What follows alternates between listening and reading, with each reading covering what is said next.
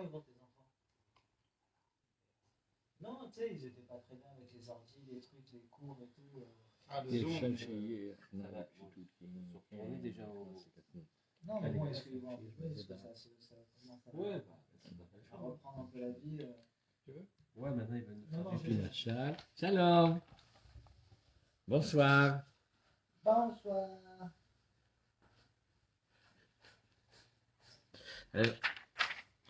Voilà, bonsoir. Bonsoir les amis. Micro.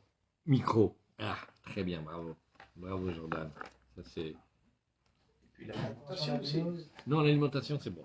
Alors Tu connais comment on est nous les juifs. On a le mur de l'alimentation. Oui. On est déjà... on est déjà alimenté. Shalom, bonsoir. Il n'est pas branché Bonsoir. dans ton micro. Hein. Le- Là, oui, là, l'autre bout, là. oui, Marhan, il faut le brancher ici. Tu as raison. Eh, mon frère, il est déjà là. Hazak, mon fils. Bon, alors, ça y est, on prie. Il y a des gens. Peut-être bientôt tu peux venir.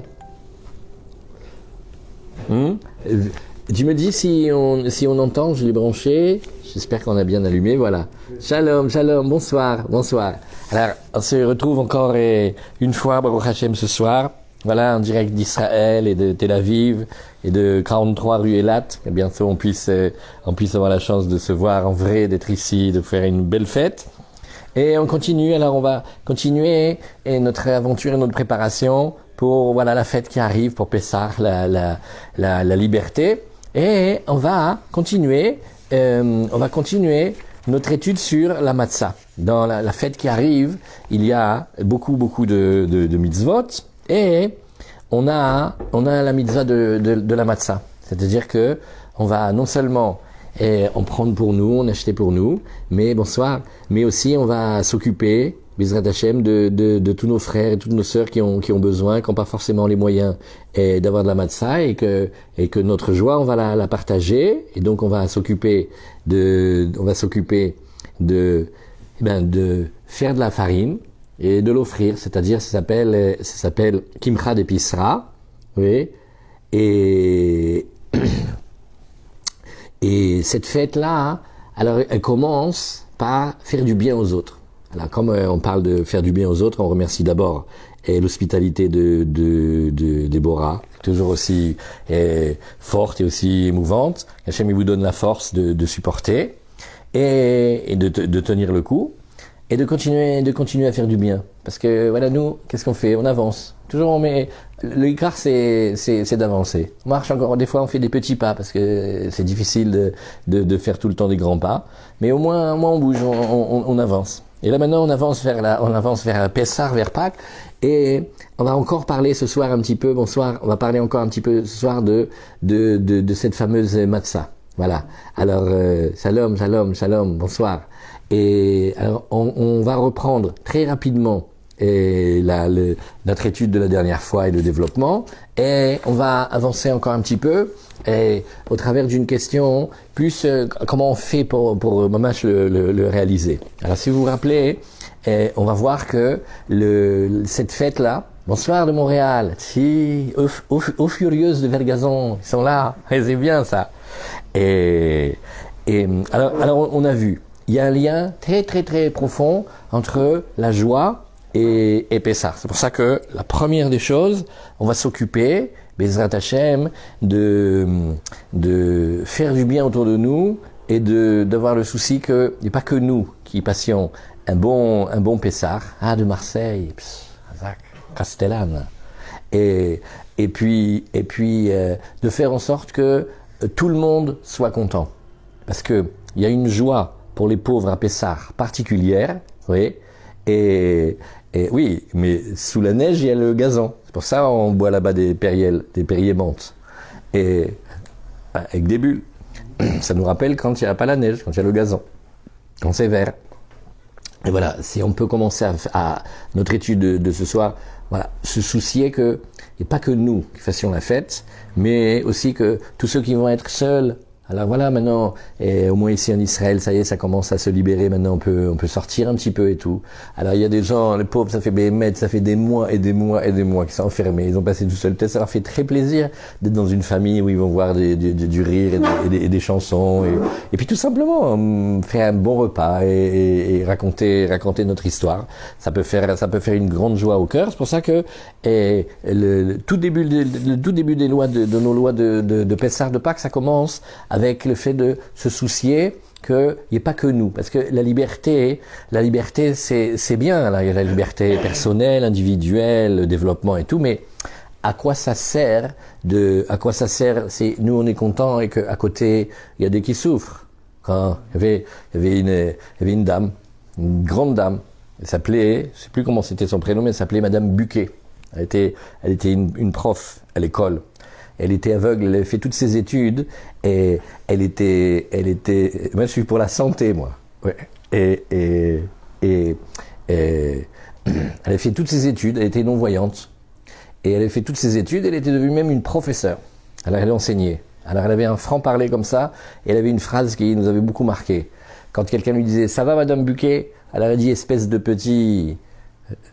Toi qui as des yeux, tu vois la tronche du monde ? Tu me poses encore la question ?» C'est-à-dire, nous on veut que le monde il aille bien, pas que nous.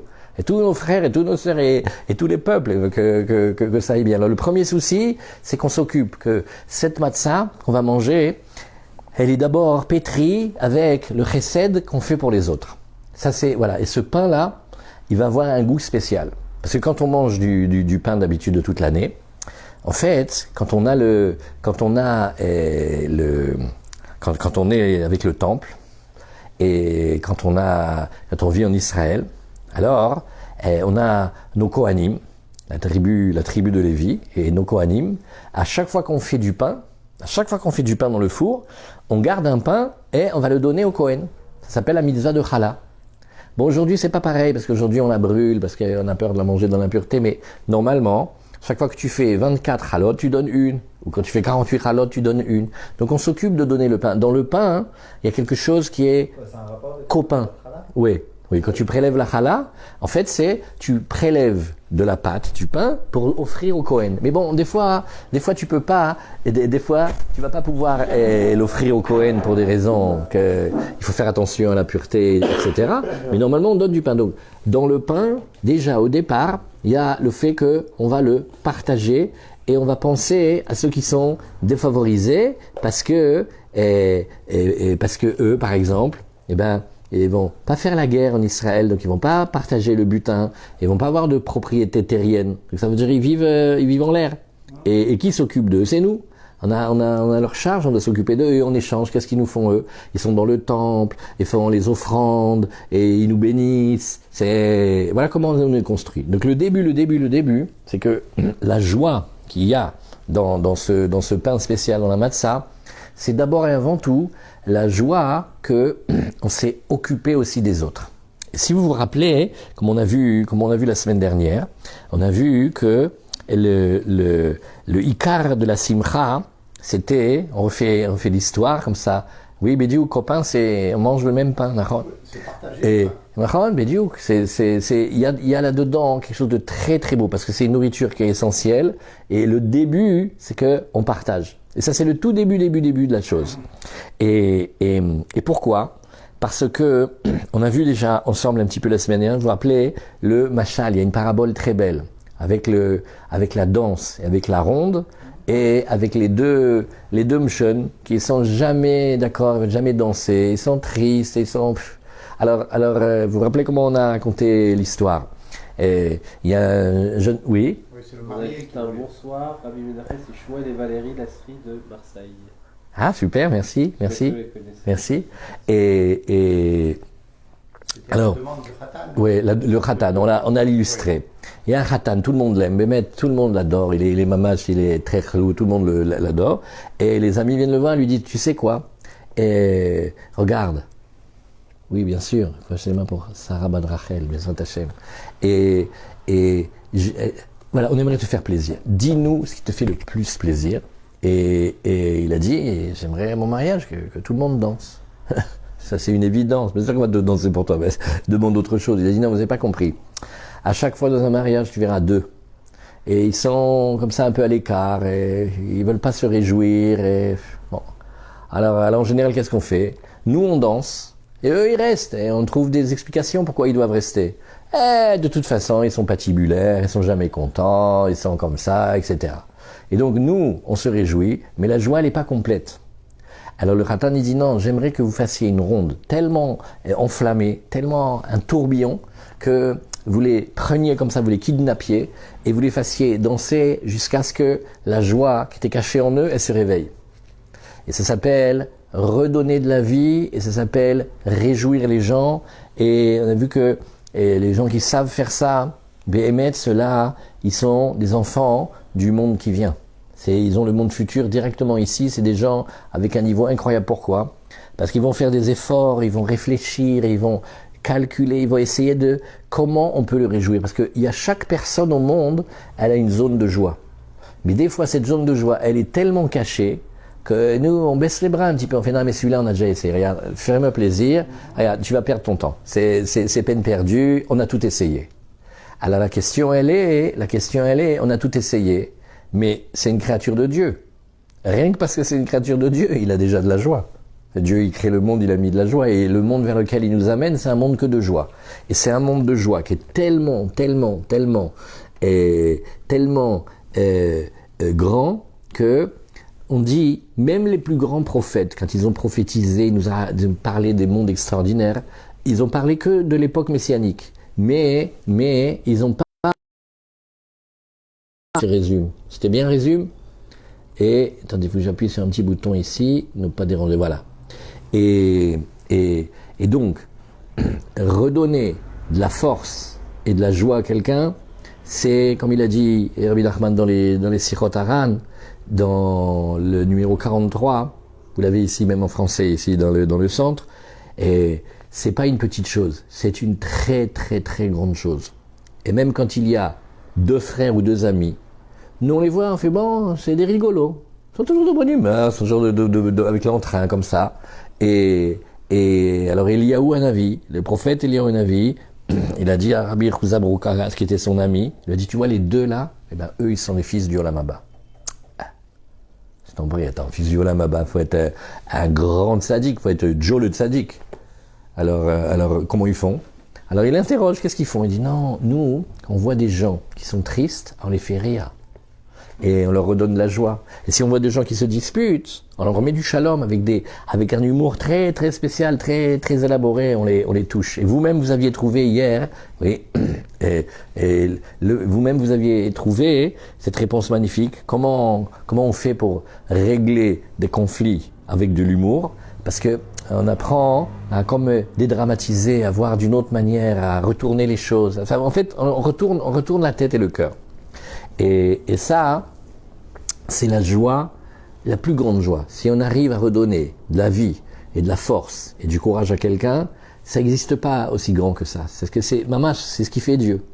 Mais maintenant, on a la question, on se dit ouais, mais honnêtement, c'est beau, c'est super beau, oui. Et c'est vraiment très très très beau, oui. Mais la vérité, des fois, quand on est confronté à la situation, on sait que ces phrases, elles sont vraies. C'est vrai, mais comment on fait? Alors, la première des choses, c'est comme ça maintenant on avance encore un peu plus loin que la dernière fois, Bezrat Hashem, c'est qu'il y a dans chaque personne, chaque objet de la création, chaque grain de blé, chaque fleur, chaque arbre, chaque planète, elles ont une vie et elles ont de la joie. Maintenant, des fois, il y a quelque chose qui va recouvrir cette joie. Et des fois, ça va la recouvrir avec des couches sédimentaires tellement épaisses que c'est comme une jolie fille, elle a les dents vertes. Alors, qu'est-ce qu'on va faire? Il faut gratter, hein, parce que en fait, elle est très jolie, elle a des très belles dents, mais mamache, tu sais, c'est des couches qui se sont posées, ils ont posé, c'est comme du calcaire dans la machine à laver, quoi, ça bouche, hein. Donc, nous, quand on voit, on n'arrive pas à voir. Il y avait dans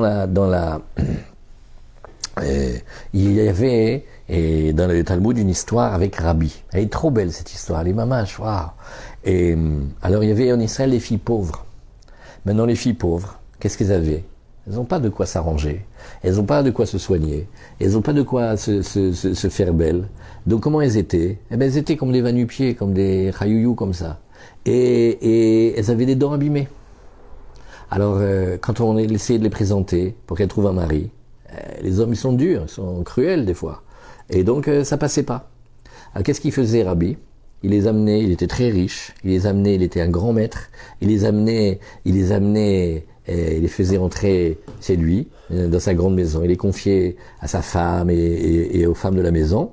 Et pendant des semaines et des mois, des fois 6 mois, des fois 1 an, il leur faisait des traitements de peau et des bains, et il leur donnait à manger comme il faut, un bon manger sain. Parce que pourquoi? Elles étaient pas, c'est pas qu'elles étaient malades, mais c'était qu'elles étaient touchées par la pauvreté. La pauvreté, elles avaient des carences de partout, et elles avaient les dents abîmées. Alors qu'est-ce qu'il faisait? Il leur achetait des nouvelles dents. Il leur faisait, comme on appelle, le bridge, là. Tu vois, le sourire abîmé. Et après, qu'est-ce qu'il faisait? Il les représentait aux garçons qu'ils avaient refusé l'année dernière. Et le garçon, il dit, ah, Rav, celle-là, je dis oui tout de suite. Il dit, mais tu te rappelles pas d'elle? Il dit, non. Tu l'as jamais vue? Non, j'ai jamais vu celle-là. Et ben, dit, mais c'est la même, tu vois. C'est vrai, je suis noir, extérieur, mais mettre dedans, je suis belle. C'est-à-dire que dedans, il y a une beauté. Oui, mais il faut le payer, le dentiste. Et les pauvres, ils n'ont pas d'argent pour les dents. C'est connu, ça. C'est pas, il faut leur donner à manger, mais si on peut les aider, les soigner. Et les dents, c'est ce qui part vite. Alors, il leur refaisait une beauté, c'est-à-dire, il montrait comment elles sont quand elles sont bien, quand elles sont, si la vie, elle est plus douce avec elles, si elles souffrent moins, alors on les voit. Et Béhémet, à l'intérieur de chacun, hein, il y a cette simcha. Le chidouche, la nouveauté, elle est que la simcha, elle n'est pas quelque chose qu'on va aller rapporter de l'extérieur, mais c'est quelque chose qu'il y a dedans. Mais des fois, il est tellement caché, il est tellement enfoui que on baisse les bras. On pense, je peux plus rien, je peux pas l'aider. J'ai tout essayé. Souvent, on a cette phrase-là, j'ai tout essayé.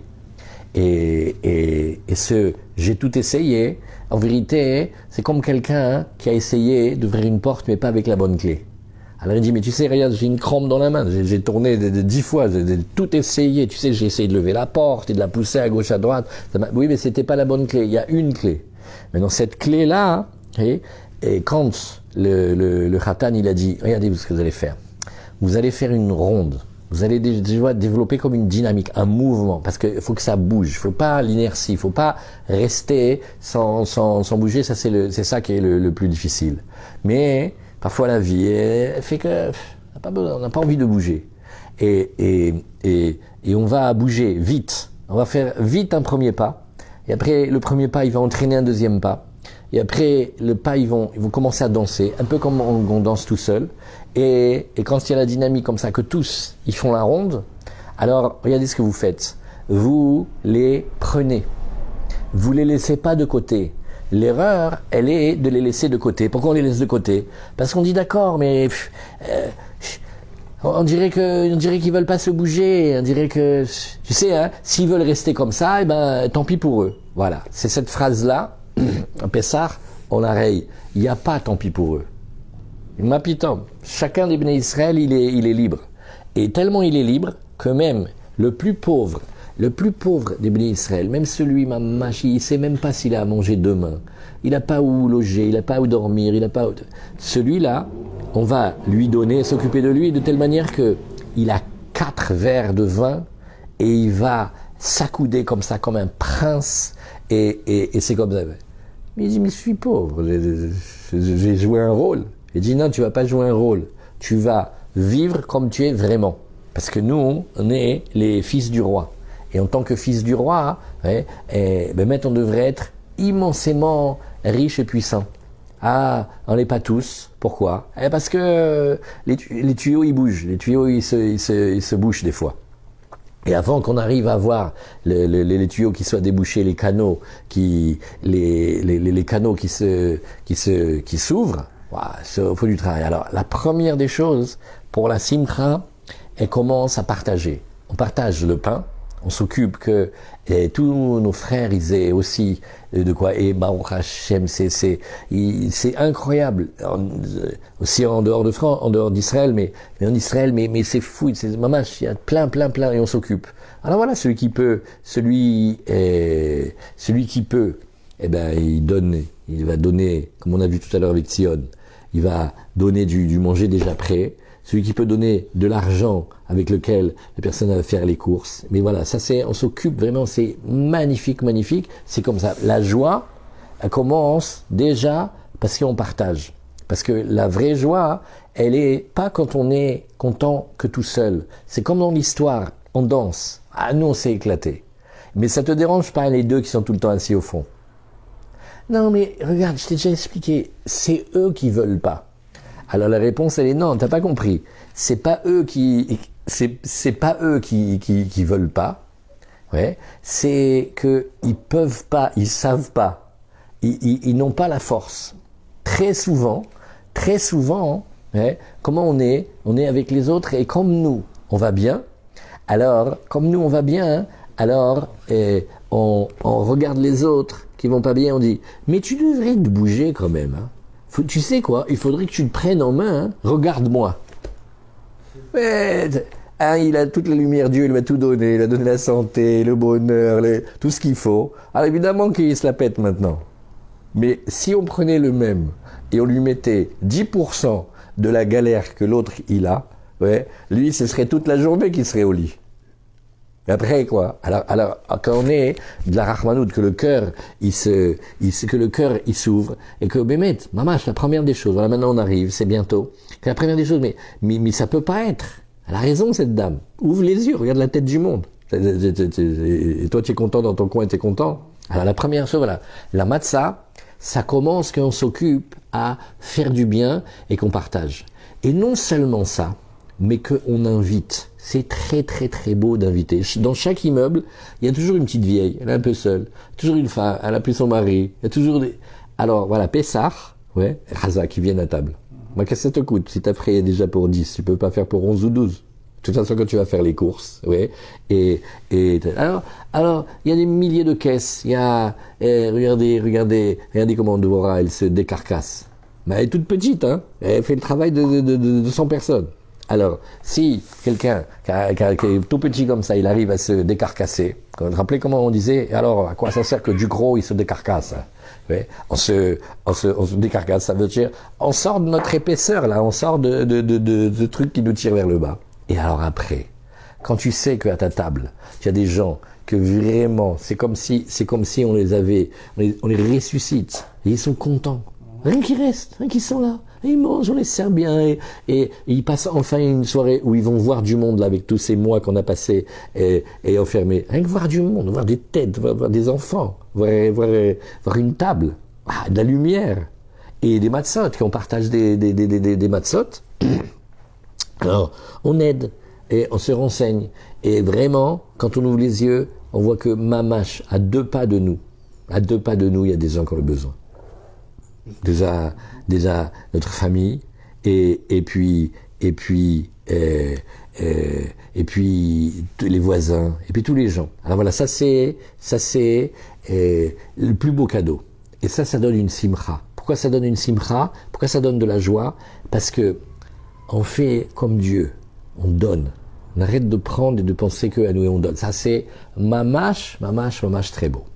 Donc cherchez comment on peut parler à cette lumière-là qui est chez quelqu'un, mais cette lumière-là, elle est devenue tellement petite et tellement cachée, et il suffirait juste qu'on puisse souffler un petit peu dessus, comme une braise, et waouh! Mais, alors, comment on fait? On prie. On dit à Dieu, regarde, voilà, il y a quelqu'un, ben j'aimerais l'aider. Mais écoute, j'ai essayé de lui parler, un peu hermétique, hein. Et puis je sais pas, j'arrive pas à trouver la porte. Tu vois, j'ai essayé ça, etc. Tu peux m'aider, que tu l'ouvres un petit peu le cœur et tu me donnes à moi et tu me donnes à moi aussi les mots pour savoir ouvrir son cœur. Et puis inspire-moi que je sache lui donner ce qu'il a besoin. Parce que des fois on sait pas chaque personne, elle se réjouit avec quelque chose d'autre. à Pessah, les enfants, comment on les réjouit?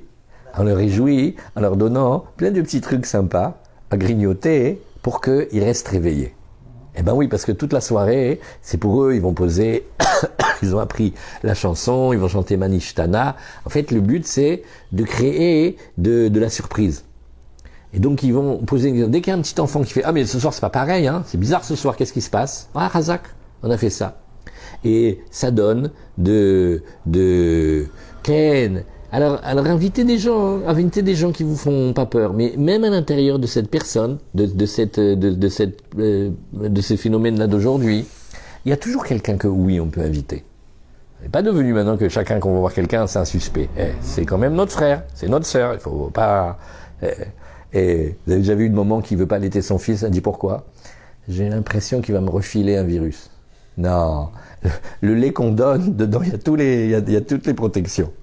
Naron, une maman, c'est son bébé, elle lui donne. Des frères, des amis, des amoureux, on partage tout, Naron. Alors Naron, ceux qui veulent faire attention, ils font attention, mais c'est pas une opération porte fermée. C'est quand même un petit peu porte ouverte.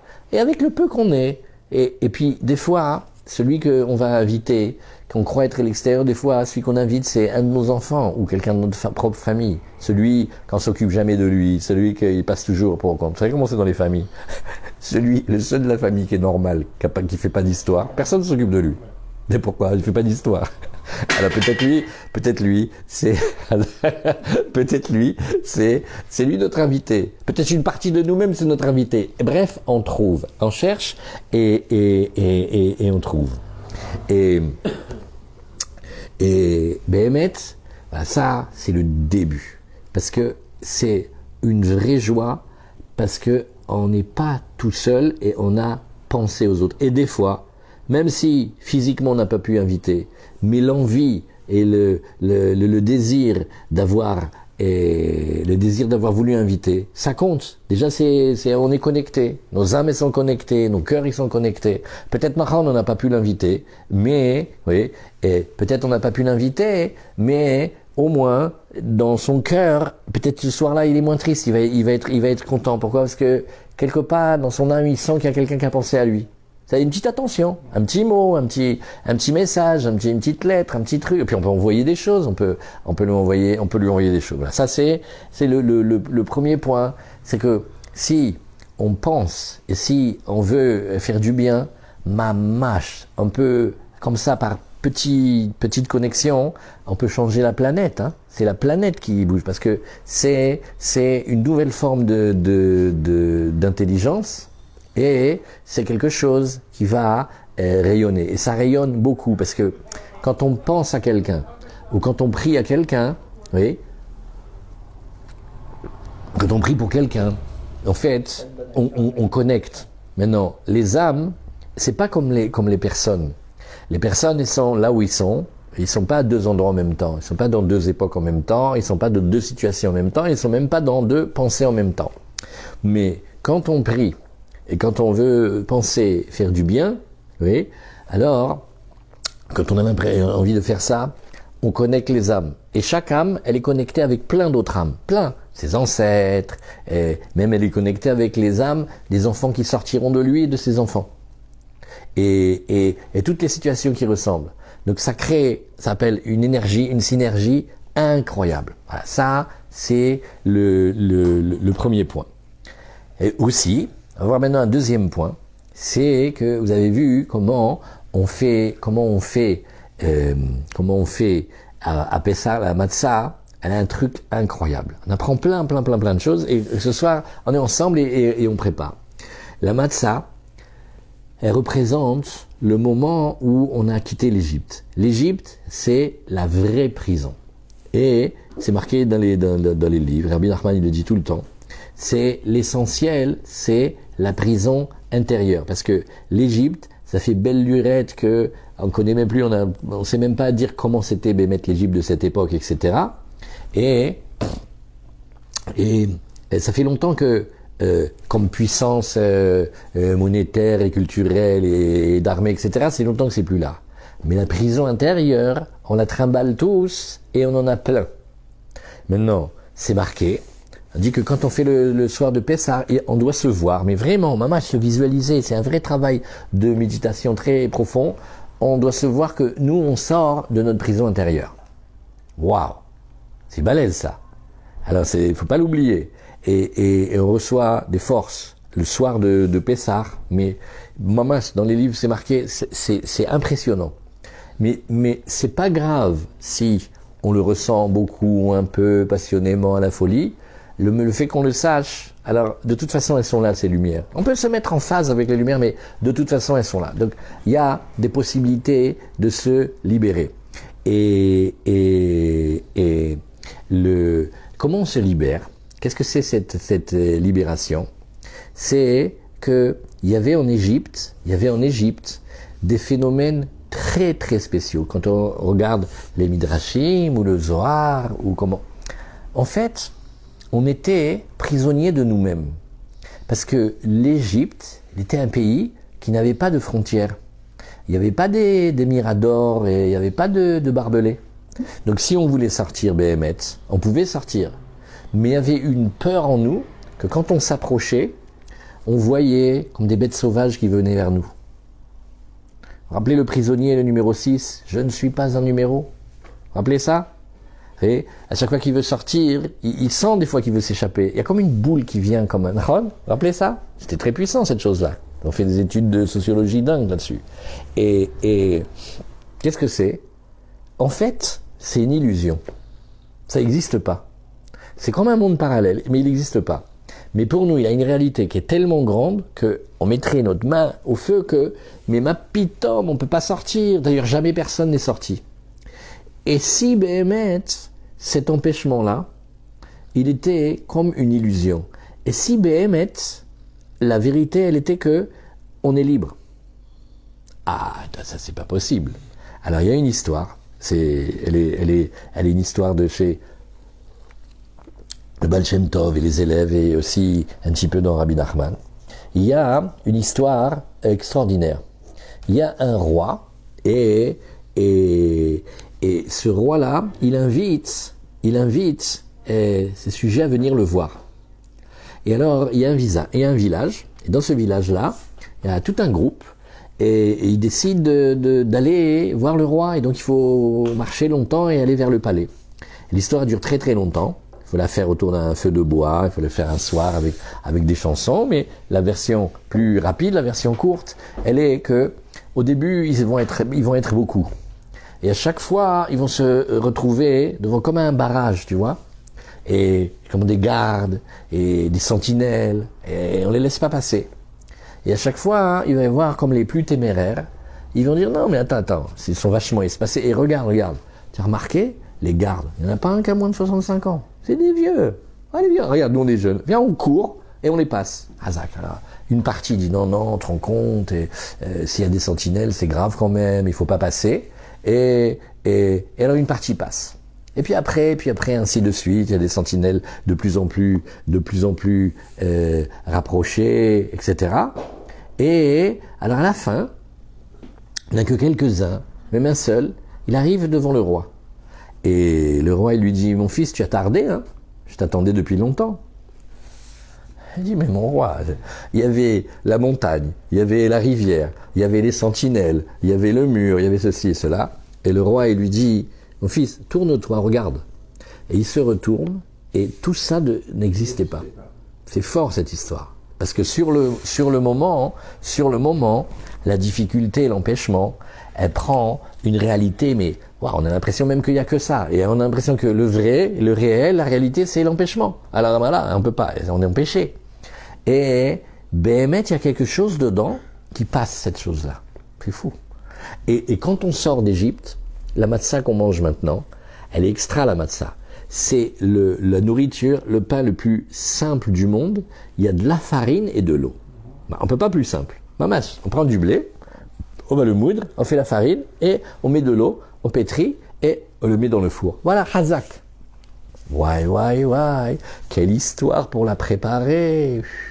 Et il faut faire attention que la pâte elle monte pas. Et pourquoi? Moins de 18 Parce, minutes ouais. entre Chai Minuten, ouais, les 18 minutes, etc. Alors quand on voit en Israël comment ils fabriquent les matzot, ils sont habillés, on a le tablier blanc, on doit bien se laver les mains, et chacun il a son travail, et il y en a il prend la farine, et il verse l'eau, et vite, il commence à malaxer, et puis après un autre il fait la boule, et puis après il y en a un il va l'aplatir avec des petits rouleaux, avec des dents comme ça, la pâte elle monte pas trop, et puis après vite on le rentre dans le four et on nettoie tout, etc.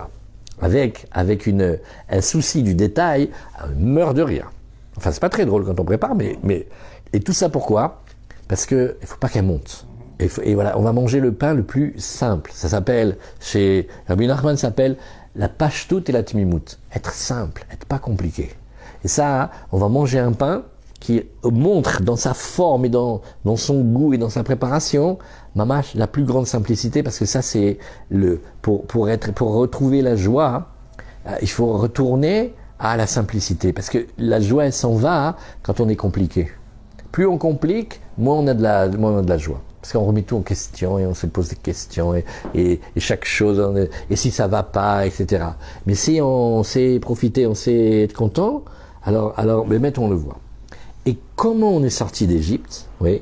Comment on est sorti d'Égypte? On s'est dépêché. On est sorti Berhipazon. C'est-à-dire qu'à un moment, quand on ouvre les yeux, ça prend le temps que ça prend. Chacun il ouvre les yeux quand il ouvre les yeux. On peut pas obliger tout le monde à ouvrir les yeux, mais Dieu il envoie tous les jours des messages pour ouvrir les yeux. Quand on ouvre les yeux et on voit là où on est, et comment c'est dangereux. Alors, on a un élan et on fait le premier pas et on bouge. Comme on avait fait, on bouge de là. C'est-à-dire, mamache, on reste pas. Parce que quand on reste, ça va gonfler, et après on ne sait plus qui est le vrai nous-mêmes, et on ne sait pas qu'est-ce qu'on a rajouté. Comme quelqu'un que toute une vie, il a passé à se faire des systèmes et des barrières et des barricades et des murailles, etc. Waouh, comme il faut gratter. Il y a une couche derrière une couche, il y a une image derrière une image, derrière une image. Oh là là! Maintenant, qui c'est le vrai? Qui est le vrai nous-mêmes? Comment Dieu il nous a créés et comment il veut qu'on soit nous-mêmes? Et quand on est comme ça, on brille. Parce que le vrai nous-mêmes, il est canon. Mais des fois, nous-mêmes, on ne sait pas qui est le vrai nous-mêmes. Et la famille, les relations, les copains, la vie. Et puis on ne choisit pas. Hein. Un homme quand il naît, il a choisi ni sa famille, ni son époque, ni son lieu, ni s'il est un homme ou une femme. On a pratiquement rien choisi. Et on est jeté, comme tu sais, si on prend quelqu'un, et tu fais « Oui, bonjour, c'est pour le club de natation. Oui, pas de problème. » Et il te prend, il te jette. Mais du grand plongeoir. Il est fou. Et plouf, on tombe dans l'eau, comme les bébés nageurs. Tu vois les bébés nageurs? Hop, on les met dans l'eau, ils nagent. Mais il y aurait pas, ça peut pas être plus progressif. Non. Lui, nous en met dans le monde, tac, et on ouvre les yeux, et ça commence. Alors, waouh, comment tu fais pour savoir ça? Alors, dès qu'on ouvre les yeux, on doit vite bouger de là où on est, surtout pas laisser les choses gonfler et prendre de l'importance, parce qu'après, on ne sait pas qui on est nous-mêmes et qu'est-ce qu'on a rajouté, et qu'est-ce que les autres ils nous ont rajouté, et qu'est-ce que les autres ils veulent qu'on soit, et qu'est-ce que nous on est vraiment. Mais si on goûte la joie de savoir qui on est pour de vrai, waouh, on n'a peur de personne. On fait la chanson. Quand je dis Eiratson, je n'ai peur de personne. Mamash, Bémet, si on fait la volonté de Dieu qui nous a fait pour être qui on est nous, mais mamash, on n'a peur de personne. Pourquoi? Parce que tu sais pourquoi tu es là, tu sais ce que tu dois faire. Il est venu pour faire du bien, alors il va faire du bien. Il est venu pour apprendre, alors il va apprendre. Tout le monde a cette chose, mais c'est difficile. Maintenant, à Pessah, avec ce pain-là, c'est la joie de revenir à quelque chose de simple et de vrai et de authentique et de puissant. Et quand on est nous-mêmes, waouh, on a ça, vous voyez, les enfants, ou quand on est tout adolescent. Par contre, on a des rêves et tout, et on dit, waouh, moi jamais je renoncerai et tout. Et tu le revois le même avec quelques années, quelques kilos. Ça y est, il a tout lâché. Je comprends pas, tu voulais changer la planète, tu voulais faire la justice dans le monde. Ouais, mais là, je suis dans une start-up, laisse-moi tranquille.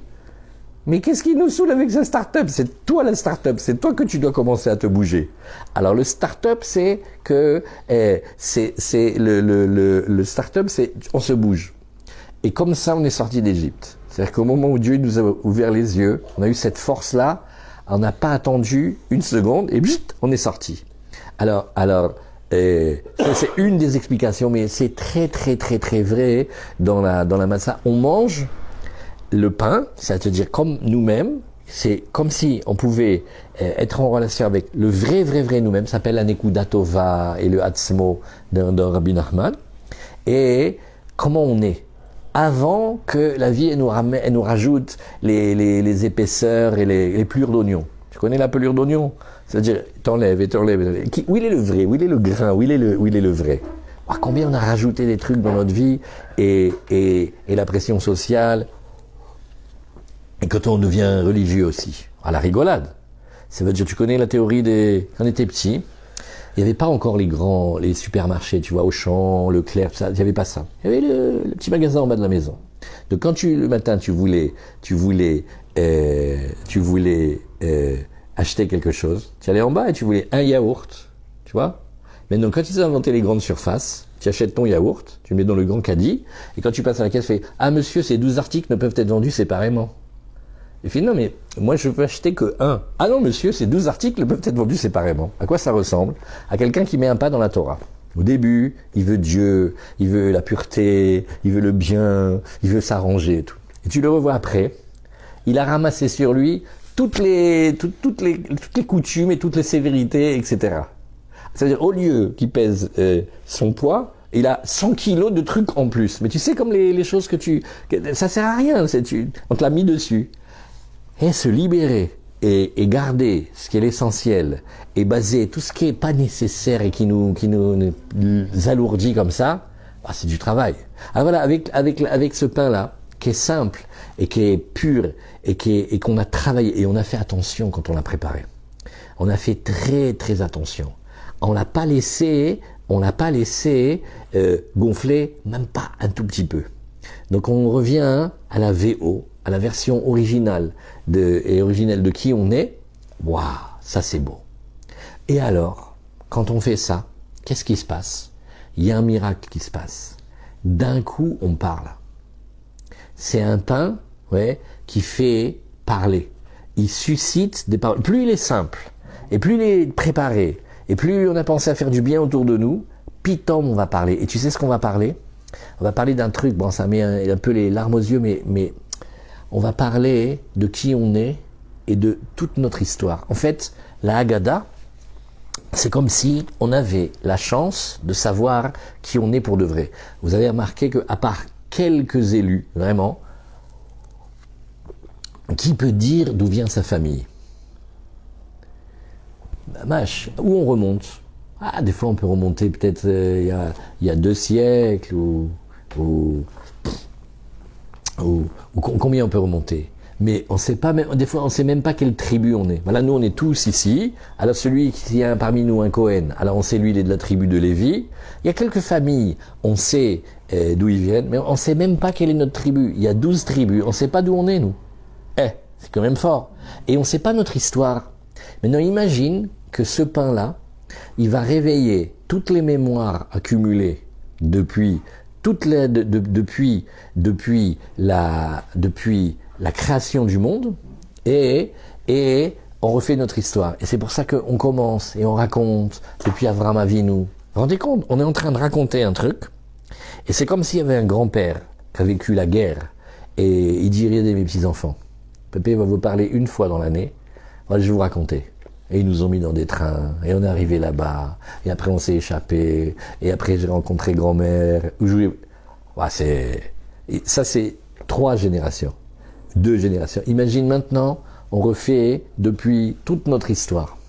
Et on remonte même depuis l'Espagne, et on remonte depuis l'exil du temple, et on remonte depuis Yerushalayim, et on se rappelle même dans quelle ville et sous quel arbre on était en Israël. Waouh! Et dans quelle partie du premier homme on était? Ces paroles-là, c'est le pain qui fait parler. On appelle un pain de pauvre, un pain de pauvreté parce qu'il représente l'humilité, il représente comment on prie Dieu. On prie Dieu comme si on n'a rien. Ah, c'est très facile, si on n'a rien, on demande. Et si on a, on calcule la chance qu'on a et on dit la vérité, je sais que je suis passé pas loin si je vois quelqu'un qui souffre, en fait on est pareil parce qu'il lui suffit d'un détail, d'un truc et on se visualise comme si on n'a rien. Et quand on demande qu'on n'a rien, alors c'est un pain d'humilité. Et tu vas voir, il y a un miracle, il fait parler. Tu vois les deux mchans qui veulent jamais danser? En fait, ils aimeraient parler. Béhémet, ils aimeraient parler. Et on ne doit pas se moquer d'eux.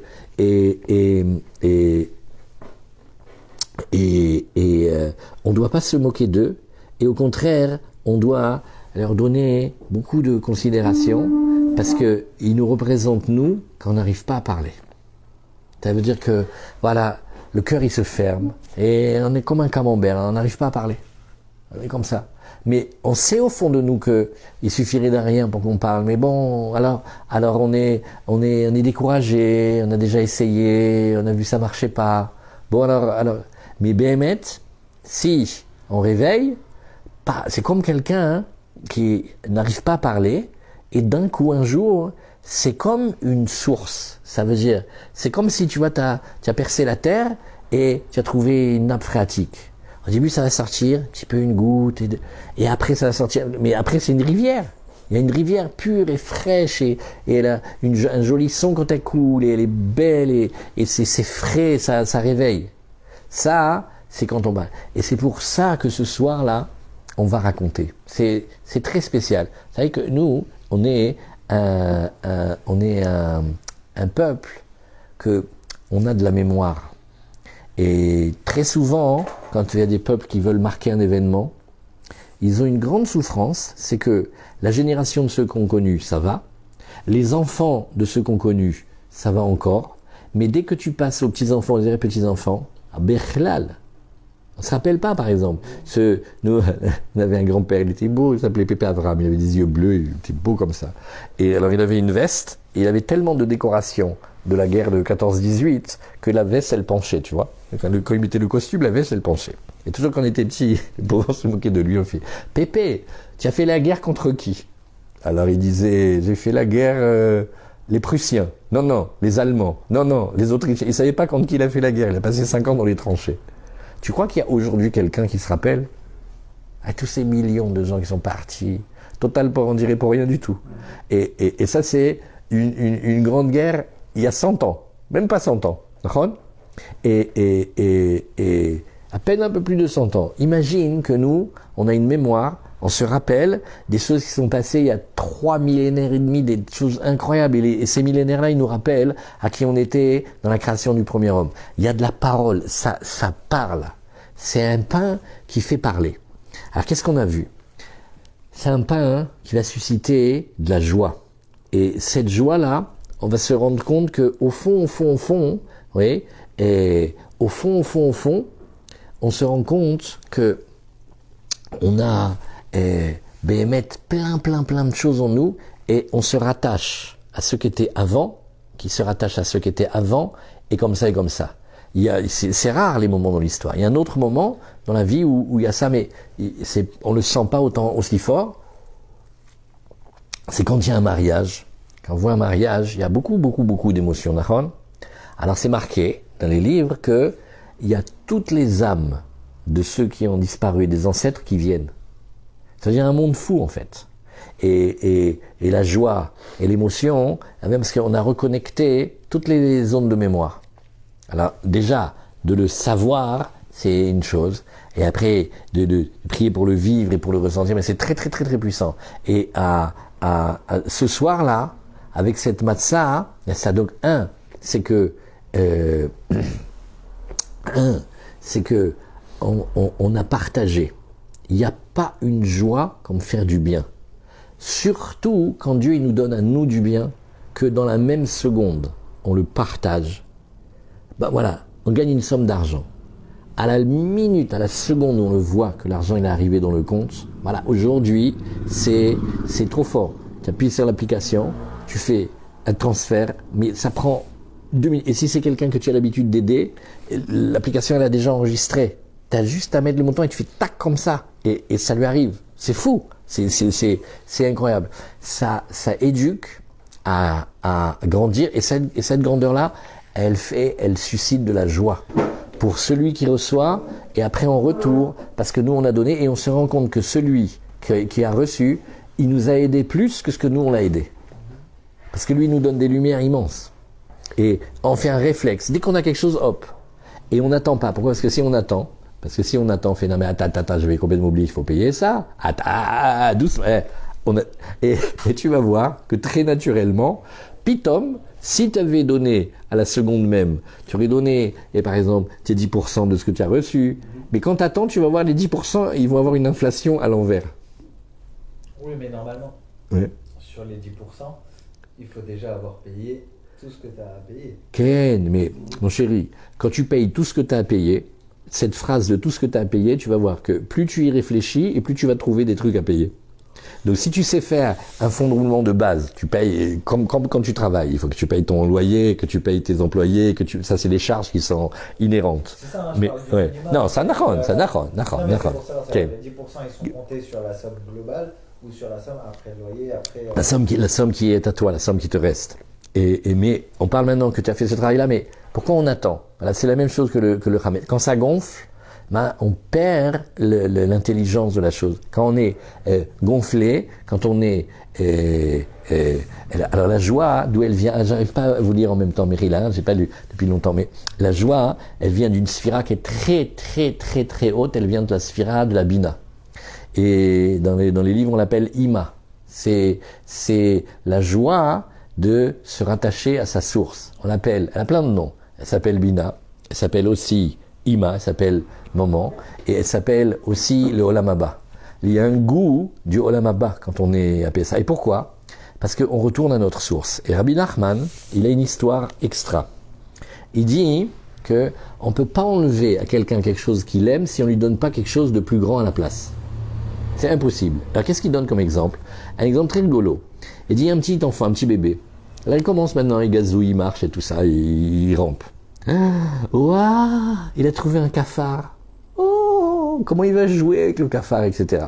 Mais nous, quand on le voit, on le fait, Irsa, il est fou, il met un cafard dans la bouche. Qu'est-ce que c'est ça, etc.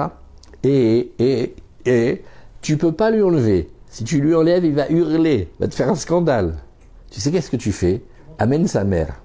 Dès qu'il sent que sa mère, elle arrive, il jette naturellement le cafard et il retourne parce qu'il a senti l'odeur de sa mère.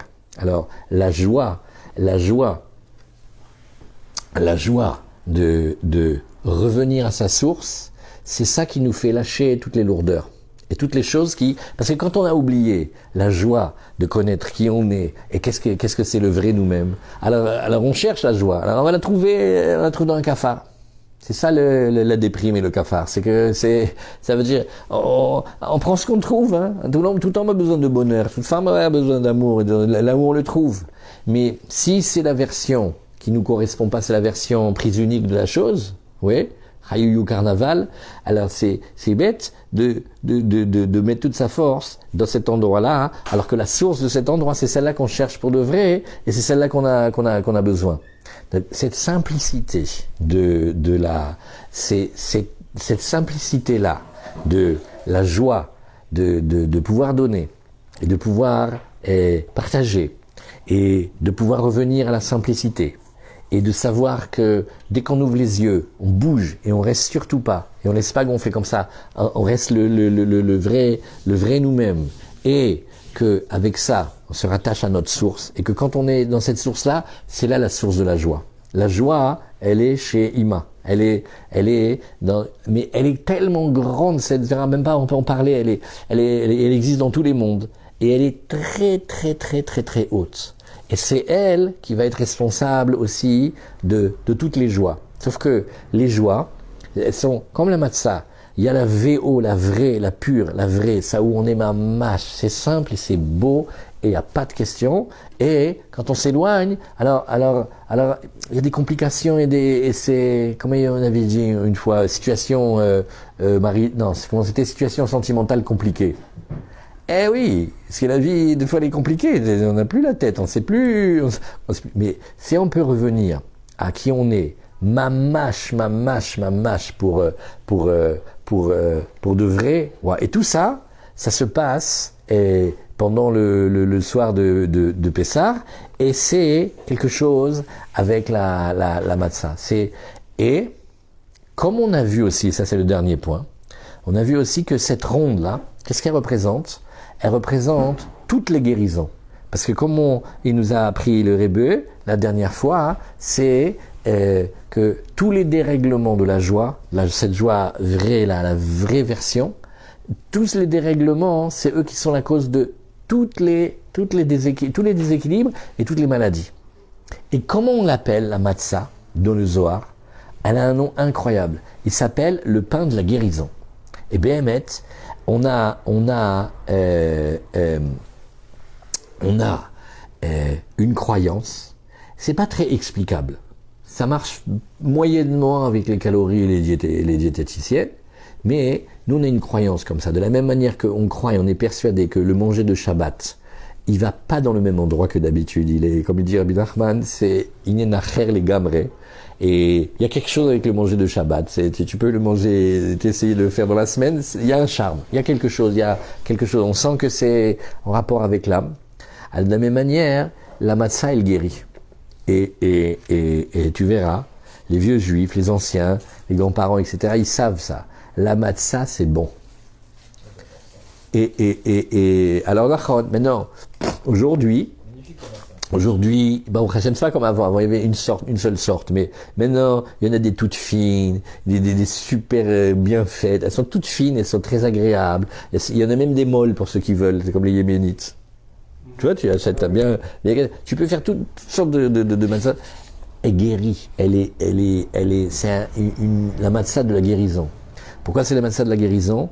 Parce que elle évoque le fait que Hachem, il va tourner le monde, elle va faire comme une grande ronde, et cette joie-là, elle va être communicative, elle va tourner, et elle va inverser les lettres du mot machala en machol. Ça sera plus de la maladie, ça sera de la danse, parce que la simcha, quand elle tourne et qu'elle inclut aussi les autres, surtout ceux à qui on pense pas et ceux qu'on n'a pas envie de penser, cette joie-là, elle tourne.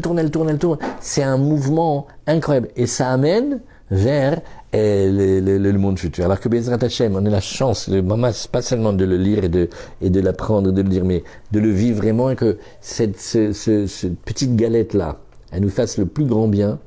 Et Hazak, la matzah bienfaisante, quand on était petit, il y avait celle-là. Hazak, la bienfaisante. Hazak. Alors c'était un bon. Nahon a fait du bien. Alors qu'on apprenne à se faire du bien et que on se réunisse très bientôt et qu'on entende mamash des bonnes nouvelles. J'ai pas eu le temps de vous lire, ouais, mais Bezrat Hashem je lis après. Et voilà, la Chazak. À très bientôt. Shalom. Bonsoir les amis. Bonsoir. Une bonne nuit. Une bonne semaine, une bonne préparation de la fête, et qu'on ait la chance de se voir tous ensemble. Tout le temps, on fait cette prière-là, qu'on ait la chance d'être tous ensemble là, et de faire mamash ensemble une grande fête, et qu'on se connaisse pour de vrai comme ça. Chazak, bravo. Ouais. Faut que je te raconte. Chazak. Alors attends, on appuie ici. Voilà. Ah, ils ont écrit, j'ai pas vu. Attends, fais là, faut stopper déjà. Attends, je regarde, c'est super, il parle de Donald, de Mickey et tout, c'est Razak.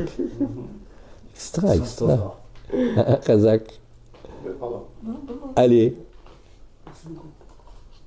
Il a fait. Alors une bonne fête, c'est mettre une bonne semaine, et qu'on se voit très bientôt.